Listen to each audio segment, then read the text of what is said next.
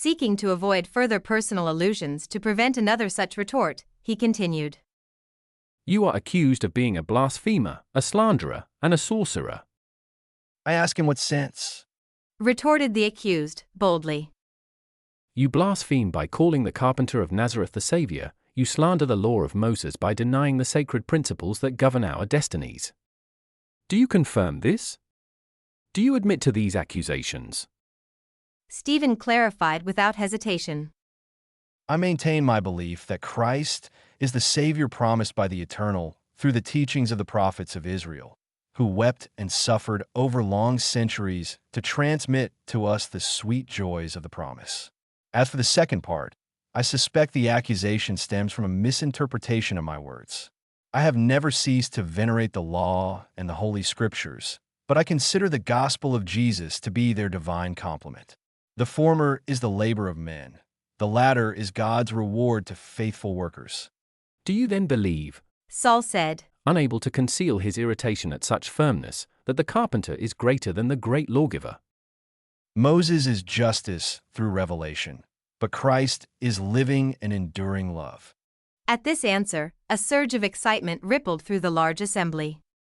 Some enraged Pharisees shouted insults. Saul, however, gave them an imperious sign, and silence returned, allowing the interrogation to continue. Adopting a severe tone, he proceeded. You are an Israelite and still young. A considerable intelligence serves your efforts. It is our duty, therefore, before any punishment, to work for your return to the fold.